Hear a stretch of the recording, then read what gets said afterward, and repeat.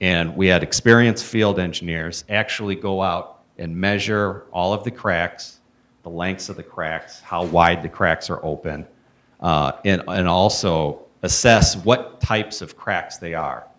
The Army Corps of Engineers has a booklet that you follow, and it categorizes each of the types of cracks that there are. Do you want me to continue, or there's a question? Should I? Take questions as we go on. We can either do that, or I will stop periodically if that's okay after I get through a section. However, How long is your presentation? approximately 10 minutes total. Can we finish your presentation? And then right back? Okay. You just make notes. Go ahead. So it is a very analytical and objective process. So we take that information, we come back to the office, we enter this information into the micropaver software, and it gives us a pavement condition index of 0 through 100. 0 being a street that's in poor condition, requiring reconstruction, and 100 being a street that's in good condition that was recently resurfaced. Then we assign a rehabilitation strategy to those different PCI numbers. We have historical data for the costs of those different strategies. We can assign a cost based on what that PCI is.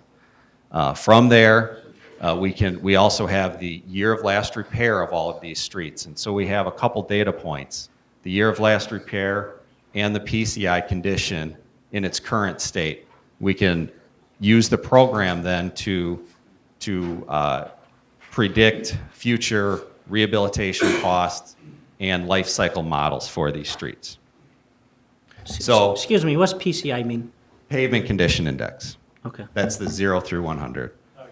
So there's the need for the study, and there's how we went about collecting the data. So at this point, I was going to pause and see if anyone had any questions so far about the need for the study or the process. Okay, anyone got any questions? Roy Wesley, Alderman Wesley.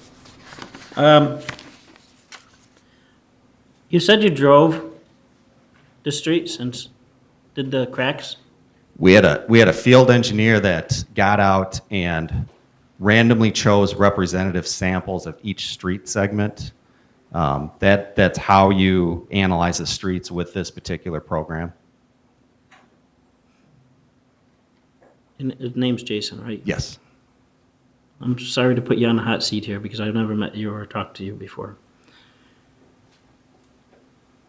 When we agreed to this study, the question was asked by Alderman Cadella, are they going to drive or are they going to walk these streets? Now we're driving. Maybe there's some confusion about what I mean. We get out of physically get out of the vehicle. We choose representative samples. We measure them off. Each street based on the size, the length of the street. The program recommends, okay, here is a representative size for that particular street. You mark it off, you measure it, and then you physically measure all of the cracks. You count the cracks, the widths of the cracks, and then you analyze each of the cracks to see what type of cracking it is, what type of fatigue cracking. But my point is here, you drive down, stop in an area, oh, I see a crack, let's do that. No. No, Hang that's on, not. hang on. Okay. Someone jog my memory here because I don't think I'm going to see now yet. Was this council told that they were going to walk these streets? I don't mean get in a car and drive, walking every street. That's what we're paying for. Someone clear me up on it. I will tell John want to answer that question.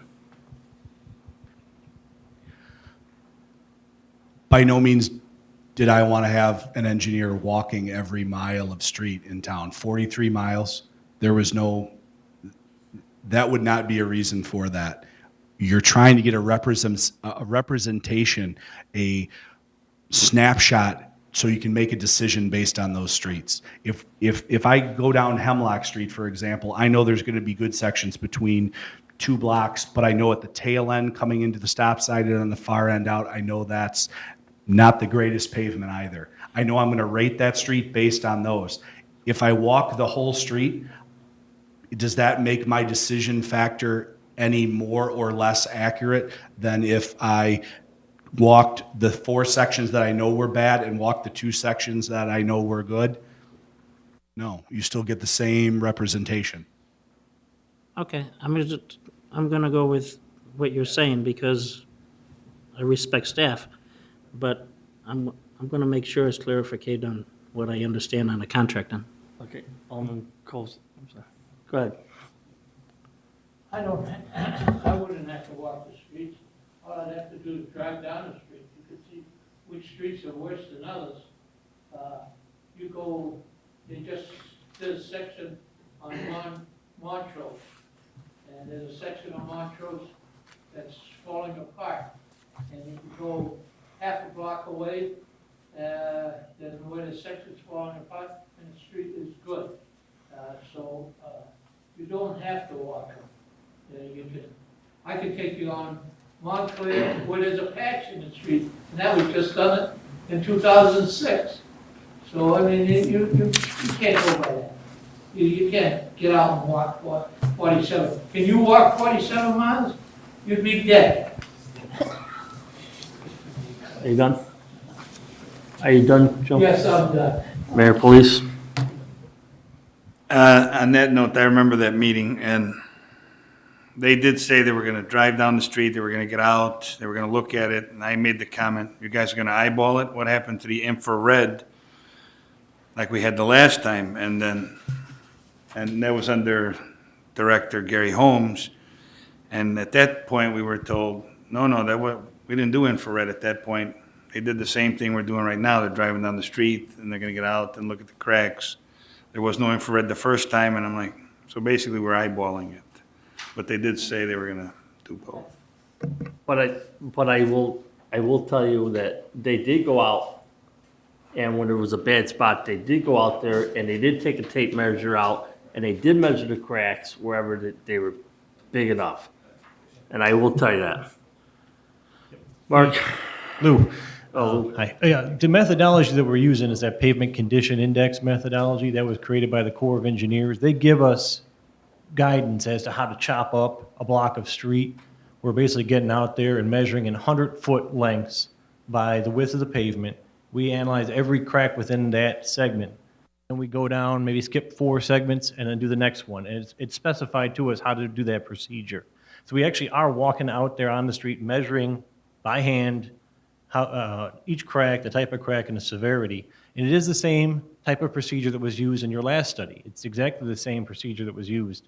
That one was done automated with a truck, but this is done by a person. But it's the same exact procedure, same type of scoring system. They used a PCI too on the last procedure. Same thing. Stefan? Since I made the comment, I just want to clarify.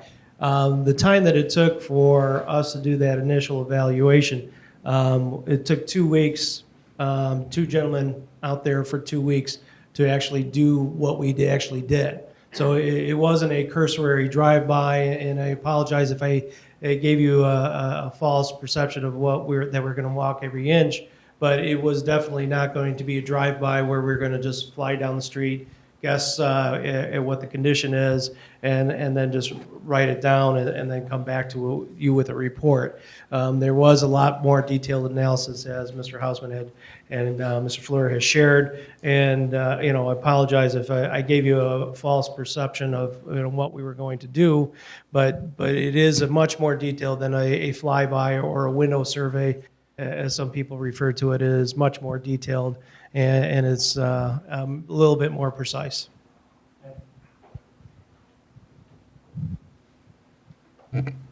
Okay. Should I continue? Any other questions? Anyone else? I look on this side. No? Okay. Continue. Okay, now I'd like to talk about the results of the study. I'll call your attention to the exhibit here, the pavement life cycle with the curve here, the backwards S curve. I apologize if it's a little difficult for everyone to see. Could the residents see this on the TV? We could turn it. We could turn one so that the Turn that one. residents could see. Yeah, we got a camera right there. Oh, okay. Nick, could you? This, This exhibit is also in the packet that we handed out too, if that's difficult for you to see. So this is a very generic type of curve that demonstrates the pavement life cycle. And it shows a pavement in good condition near the top, or a PCI of 100. And as a pavement ages, it starts to fall down that slope. It gets into a fair condition, and then the slope increases drastically as it goes from a fair condition to a poor condition. And so the idea here is that the most effective use of your money is to spend money on roads in a fair condition before they fall into a poor condition or a failed condition. Or as the graph explains too, $1 spent up near the top saves, or at least delays, $10 spent down the road. And so what we've done on this graph here is we've identified where your streets fall in on this graph. We have, I apologize, I can't see exactly from here, but we have 12 miles in good condition, approximately 12 miles in fair condition. Then we have 3 miles in poor condition, 3 miles in failed condition. So most of your streets are in good to fair condition. In fact, the average PCI is approximately 77, which is very good. We further show down in this chart below a breakdown of your residential streets, your industrial, your alleys, and then all of your streets in all of these different PCI categories that we've defined. And you can see most of them are near the top in the 85 to 100 and also the 70 to 84. There is a gradual decrease into the 30 to 49 of the failed category, which is very good. The only alarming trend is with the alleys here. As you know, approximately half of the alleys were reconstructed last year. There is a disproportionate of alleys in a failed condition. So if the budget were to ever allow, it would be wise to get those into a good condition when the budget allows.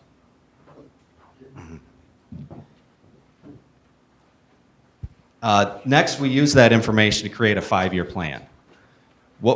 Some of the factors that we used for the 5-year plan are what I just talked about, how your best bang for your buck is to target those streets in a fair condition. We don't want to neglect the streets in a failed or a poor condition, but the fact is that a reconstruct street today is going to cost about the same amount as a reconstruct street tomorrow. Nevertheless, we still did include a couple of the failed streets in that 5-year plan because we can't neglect them forever. So the highest cost benefit ratio. Then we also chose streets in tandem with the water study. As I explained earlier, we don't want to be going in, resurfacing a street, coming back a couple years later, redoing the water main and putting a patch in the road. We tried to group streets in close proximity within each year so that we could minimize mobilization costs. We also got some input from Public Works to develop the 5-year list. And also took a look at other considerations such as traffic loading, the amount of traffic on a street, the importance of a street to the city, to businesses, things of that nature. So at this point, if there are any questions regarding the results or the 5-year plan, I could entertain those.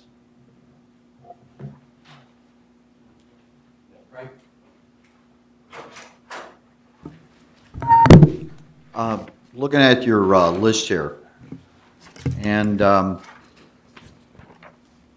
if you look all the way on the back, you'll see the worst condition streets. Starting with 3 at the very bottom, going up to 20.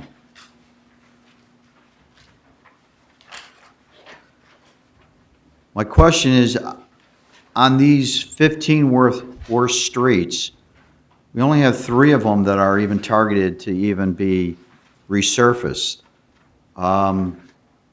What happens to streets that are, let's say, 5 here, or even 7, that don't even have a target date? Are these streets eventually going to just disintegrate on us, or when are we going to do these worst streets? Well, if the budget allowed, we would love to include those streets in the 5-year plan.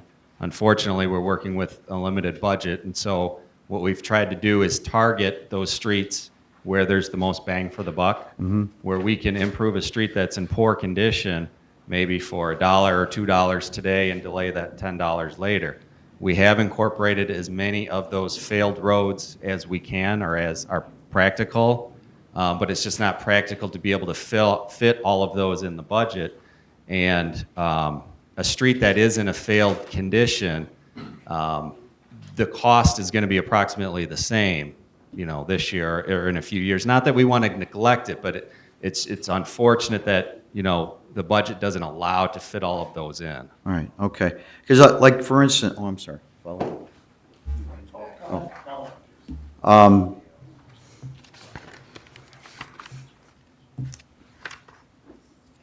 The one, I guess, that brings my attention is Brookhurst. And the reason that it does is because I went down it not too long ago with John, which is the street that leads to the waste management plant. And the residents, of course, on that street. That street's in really bad shape. Why isn't that one even on the radar to be even fixed? I understand the other ones are alleys, but this Brookhurst, which I think is an important street for us, I don't even see a target date on that one. Brookhurst is targeted for 2016. Oh, 20, okay, so I don't have that. Oh, sorry. If you look at the 5-year improvement plan map, The last page in your map. The last Map. page of my map? Oh. It's the last year? Okay. Okay, the one, so I didn't even get a chance to review it. Right. Okay, so that's on it for 2016. yeah, that's how we have it now. And that's because of the fact that it's not an important street? Is that why it's, It's even though it's one of the worst ones? That's one of the factors. Yeah, that's one of the factors. Okay. It's not a heavily traveled road, Okay. and it isn't in a condition of disrepair, and it's it's not going to get more expensive, essentially. I mean, but it possibly could get worse? It could get worse. Okay. And that would probably not be good for you, John, right? If that street got worse?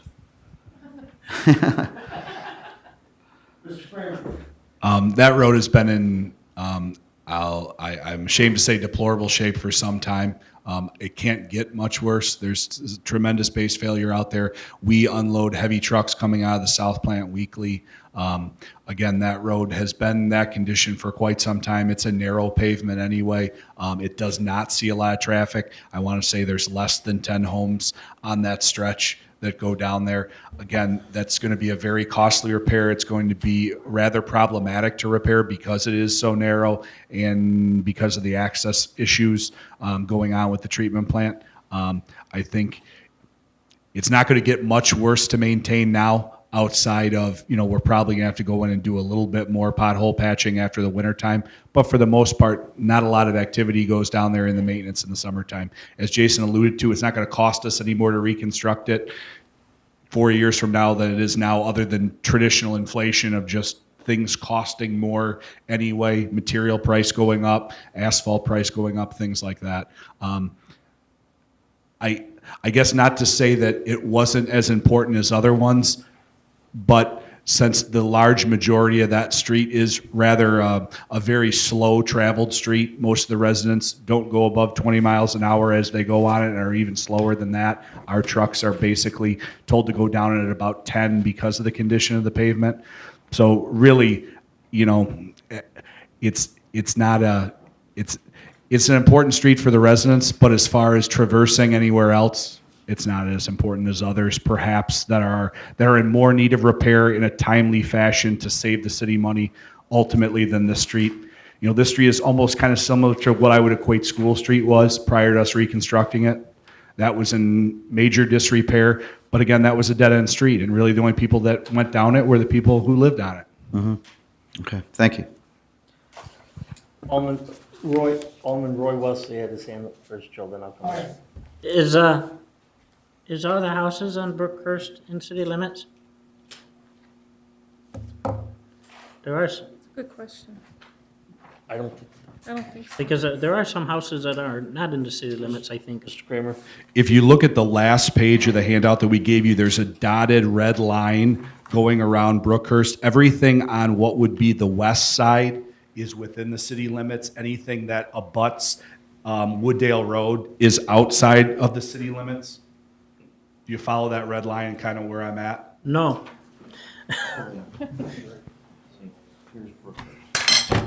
Brookhurst, this red line here is the corporate limits. So anything this way is owned by the city, anything that way is outside my, of the township. my question is, the houses, are they all belong to in city limits? I mean, do they pay, are they unincorporated, any of these? Mr. Kramer. All the houses on the west side are Wooddale residents and pay Wooddale taxes. Anything on the east side, which I believe there are nothing on the east side of Brookhurst that enters off of Brookhurst. They enter off of Addison Road, are township Okay, or unincorporated Addison, however you want to phrase it. okay.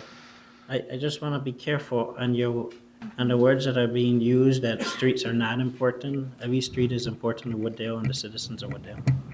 Mr. Kramer, I can't reiterate enough. That's not what I was trying to say. What I'm saying is it's a one-way street a dead-end street, similar to School Street. It's only traveled by those residents.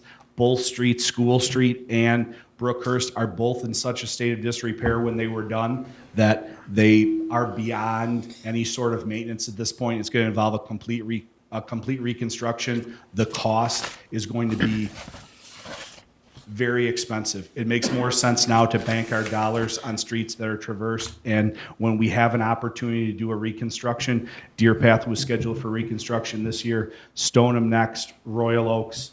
We've progressed all those out. We've known Brookhurst was in disrepair when we made the list for the other prior streets. So not that's less important. Unfortunately, it's a little less traveled, and we can get by with slower traffic getting there before we reconstruct it because the prices go up. I know I'm belaboring the point. I apologize. President, Alderman Coles, I think, John, you should tell the new alderman that when you have the 5-year study, not all the streets get done that are promised to get done because of money situation. For instance, Deer Path, 2005, it was supposed to be done. What's the date? 2011. So it took 6 years. So, I mean, don't think because the street comes up in your ward that it might be done that year, even though it's marked for that year. So you've got to be patient, take it in stride, and hope that it gets done.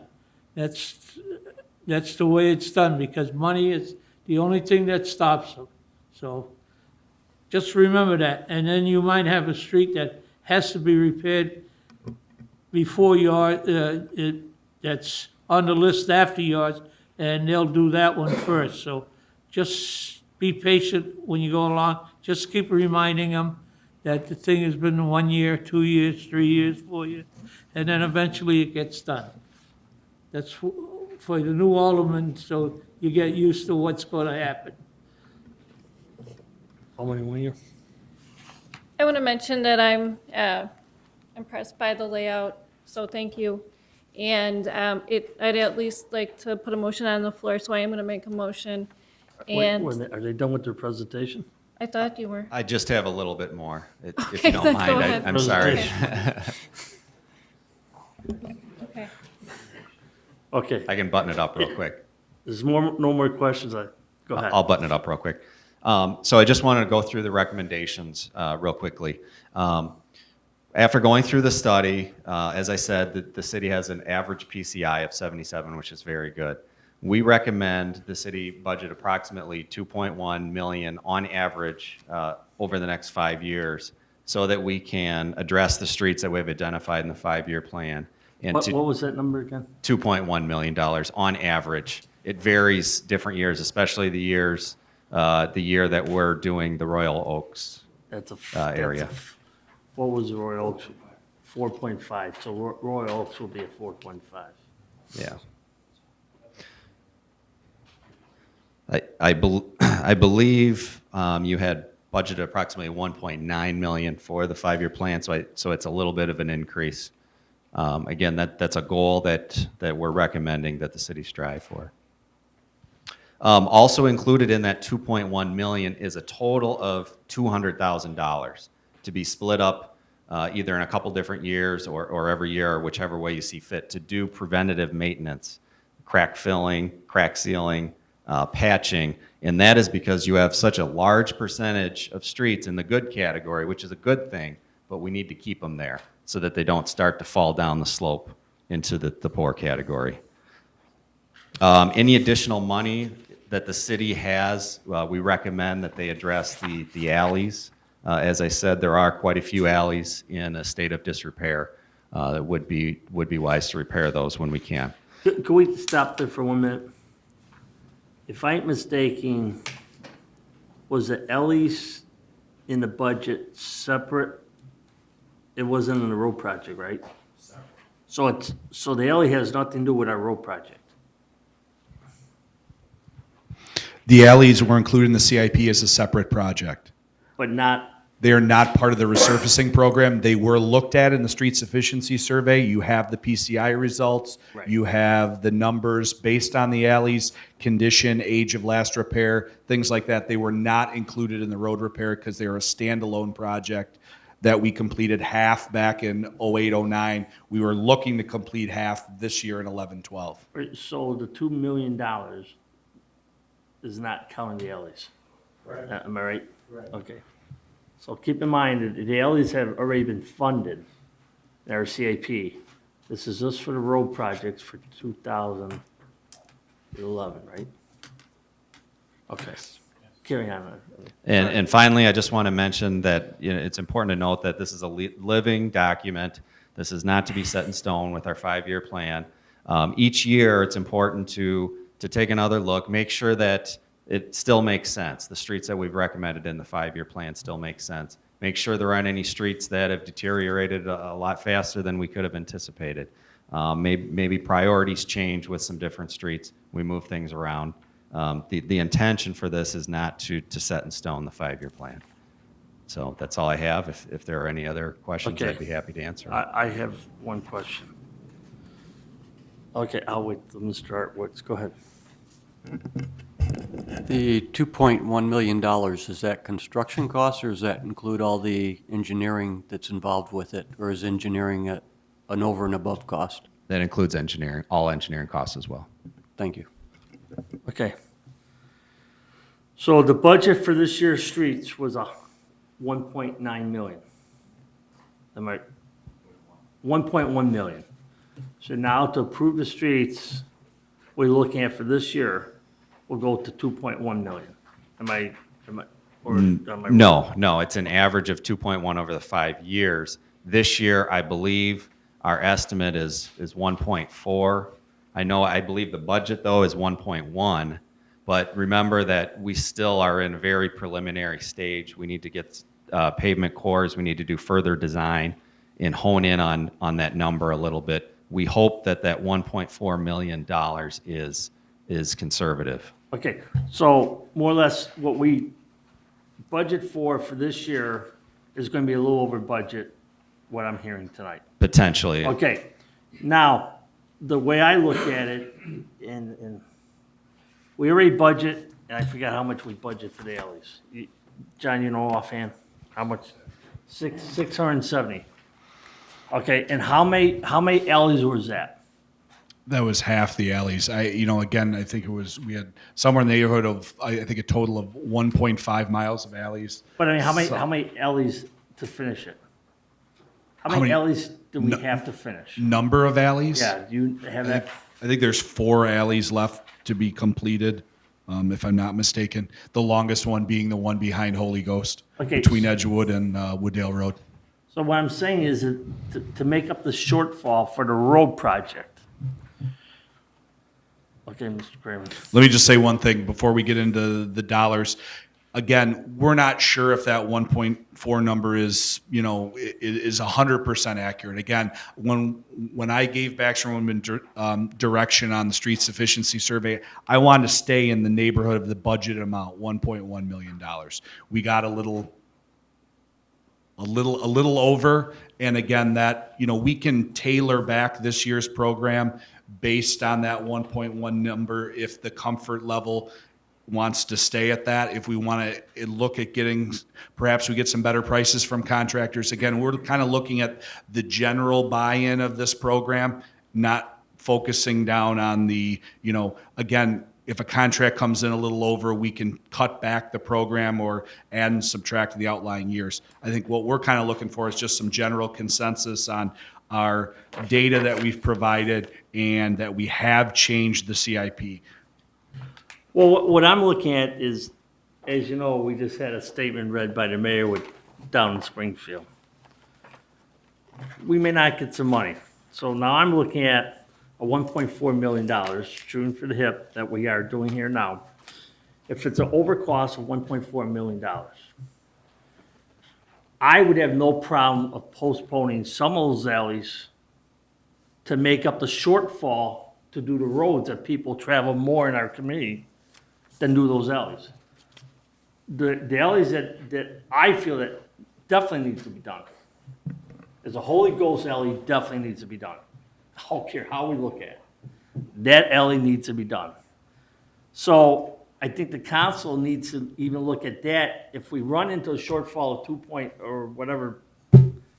$1.4 million for, say it is going to be $1.4 million, and we didn't budget, we only budget for 1.2. I'm looking at maybe taking some of those alleys out of there to offset some of the road projects that we are proposing for this year, so we could salvage the roads and make up the difference that may be overrun.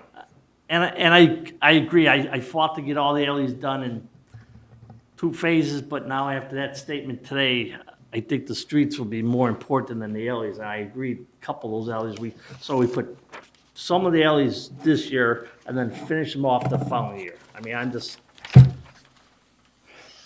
Mr. Wood, Mayor? John, the ones in purple, I take it, are the ones we're looking to do, right?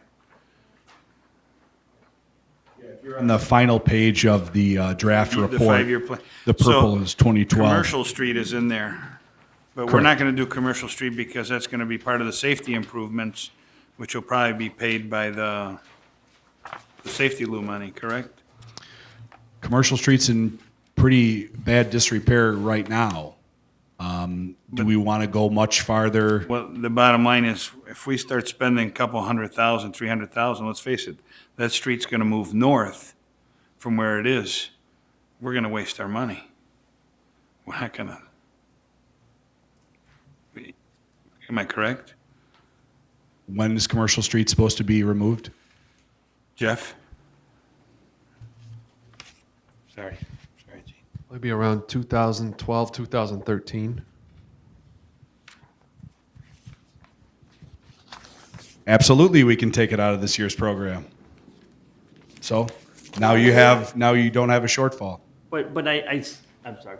I see his point because that we might be able to use some of that money for the safety loop and spend as much as that, we talked about spending as much of that we can before we give a check back. Okay. Go ahead. I just want to clarify too, I misspoke. Our estimate is 1.26 million, not 1.4. And I also want to say that the bidding environment is very favorable right now too. So we could have a very favorable bids. There could even be an opportunity to move another street in. It's just, we're very preliminary at this Okay. point. Mr. Cole says his. No, hand. no, that's all right. Go ahead. Should Joe? Yeah. Mike? I was just gonna say, you also have 3 alleys in the red that are failed and right behind Irving Park Road and the Holy Ghost. You could take that off the books and put that money towards that, couldn't you? I'm sorry. You Commercial talk, Street. take that off, because they're not gonna have it until 2013. Okay. Safety, that the mayor talked about? The commercial street, if that's an indication that we gain, we're gonna take the commercial street off. I mean, if we say 2011, 2013, Mr. Steph, you're waving your hand there like, hello, hello.